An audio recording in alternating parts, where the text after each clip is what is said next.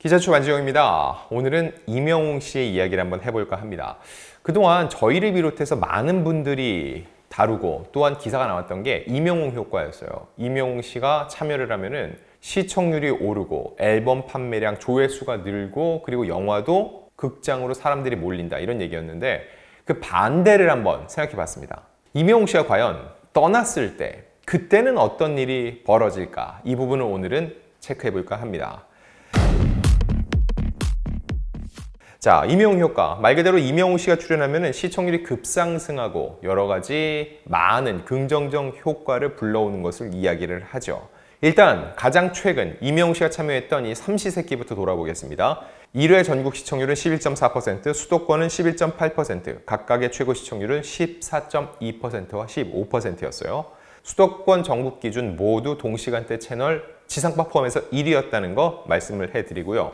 2회는 더 올랐습니다. 왜냐면 2회는 완전 이명웅 편이었죠. 이명웅 씨의 활약이 도드라졌는데 시청률이 더 올랐어요. 전국 기준 11.8%, 최고는 14.1%, 수도권 기준 평균 12.4%, 최고 14.7%였죠. 그럼 3회는 어땠을까요? 3회에서는 이명웅 씨가 떠났습니다. 처음부터 바로 떠난 건 아니고 떠나는 과정이 나왔죠. 1회에도 보면은 이명웅 씨가 후반부 말미에 살짝 출연을 했죠.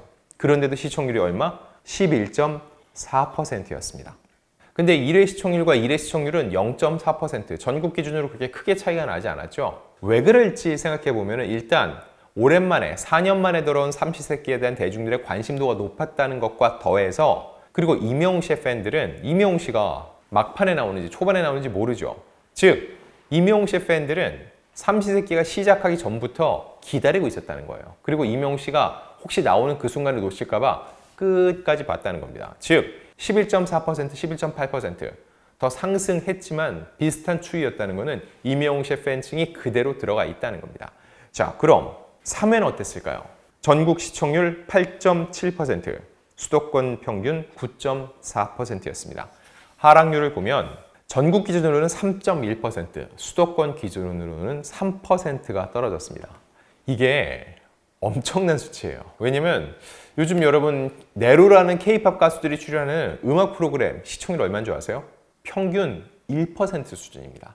즉 그거의 3배가 해당되는 시청률이 한 주 만에 쑥 빠진 거예요. 어마어마한 수치죠. 자, 4회는 시청률이 살짝 반등을 했습니다. 그래도 이명웅 씨가 빠지고 나서 11%대에서 8%대로 뚝 떨어졌는데 다시금 이 프로그램 자체에 힘이 있어서 살짝 반등을 했는데 아직까지 그 이명웅 씨가 출연했던 11%대까지는 요원해 보이거든요. 결국 이명웅 씨의 파워가 얼마나 강력했는지 다시 한번 알 수 있는 대목입니다.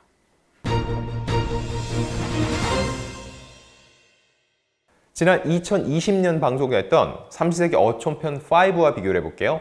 1회가 9.3%, 2회가 9.8%. 보세요. 이때도 0.5% 올랐으니까 상승 추이는 비슷하죠. 다만 절대 수치가 얼마? 이명웅 씨가 출연했을 때와 2% 이상 차이가 납니다. 이게 이명웅 효과라는 거죠. 3회는 어땠을까요? 이 어촌편 5의 3회 시청률은 12.2%였어요. 즉 2회 9.8에서 무려 2.4%가 상승했습니다. 1, 2회보다 3회가 더 올라갔어요. 근데 이번엔 얼마? 8.7%.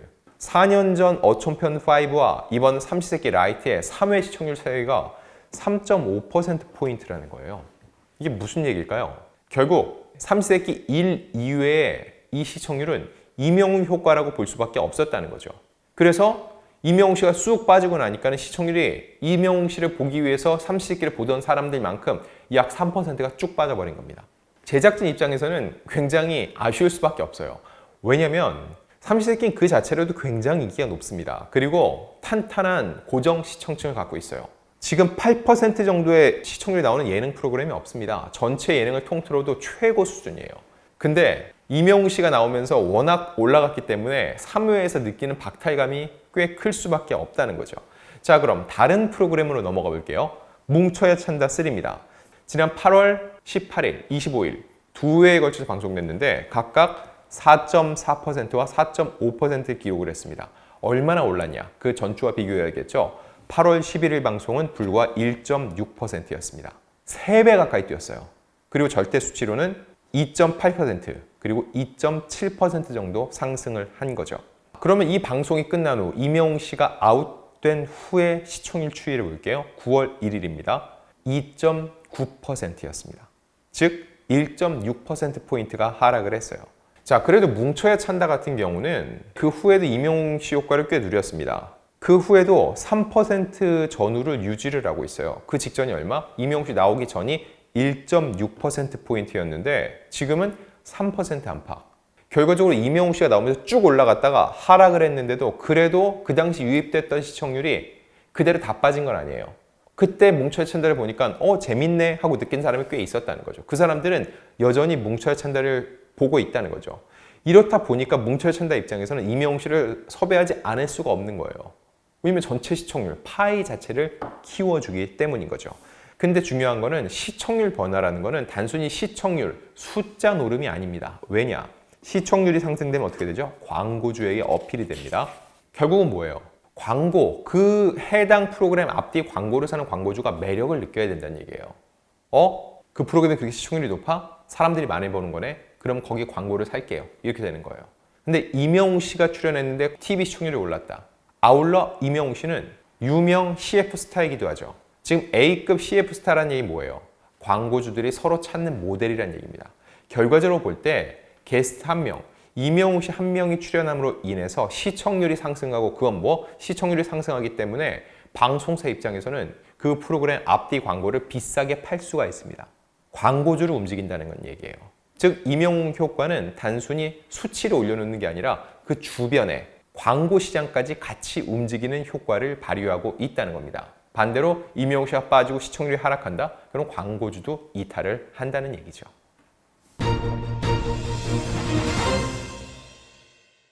그 효과가 실질적으로 이제는 조사 결과로 나왔습니다. 말씀드릴게요. 광고 모델 브랜드 평판 2024년 10월 빅데이터 분석 결과 3위가 삐약이 탁구 선수 신유빈, 2위가 선지혁부 T1 이 드라마로 일약 스타덤에 오른 변우석, 그리고 1위가 바로 이명웅 씨였습니다. 한국기업평판연구소가 2024년 9월 3일부터 10월 3일까지 측정했는데 30위까지 쭉 순위를 뽑았거든요. 제가 한번 쭉 말씀드릴게요. 이명웅, 변우석, 신유빈, 손흥민, 르세라핌, 김수현, 차은우, 유재석, 이정재, 정혜인, 영탁, 이찬원, 마동석 순이었습니다. 자, 이에 대해서 기업평판연구소 구창환 소정은 이명웅 브랜드가 1위를 차지했다. 이명웅 광고 브랜드에 대한 링크 분석에서는 개최하다, 지원하다, 출시하다가 높게 나왔다고 얘기를 했습니다. 자, 개최하다, 지원하다, 출시하다. 왜 나왔을 생각을 해보면요. 이명웅 씨, 이 시기에 뭘 발표했죠?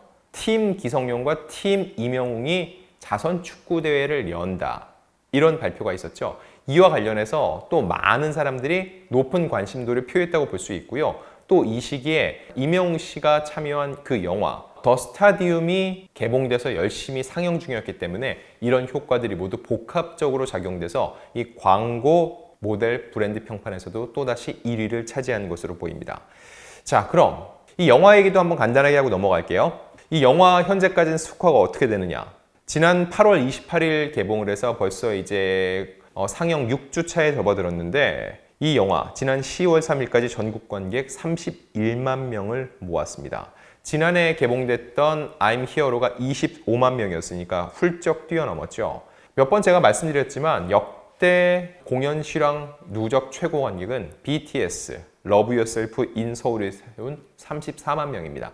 여기에는 3만 명 정도가 모자란데 10월 4일 오전 기준 상영관이 37개가 유지가 되고 있습니다. 이렇게 놓고 봤을 때 37개 상영관 앞으로 더 줄어들겠죠? 이 상황 속에서 아무래도 3만 명을 더 모으는 건 쉽지 않아 보입니다. 하지만 이미 누적 매출 부문에선 1위에 올랐습니다.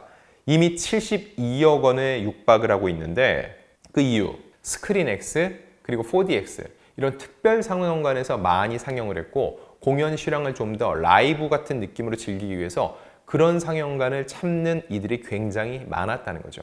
결과적으로 볼 때 이명웅 씨가 움직이면 시청률, 영화, 그리고 광고 시장까지 좌지우지할 수 있다는 겁니다.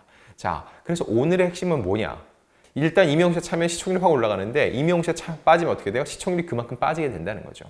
근데 뭉쳐야 찬다의 사례처럼 시청률이 완전히 빠지는 게 아니라 어느 정도만 빠지고 유지되는 경우도 있다는 겁니다. 결과적으로 볼 때 이렇게 임용실을 데려오면 그 효과를 볼 수 있고 더 나아가서 광고주들이 움직인다는 겁니다. 광고 판매가 늘어서 결과적으로 수익이 창출이 돼요. 이런 여러 가지 이유로 임용실을 이곳저곳에서 서로 데려가기 위해서 러브콜을 보내고 있다는 거죠.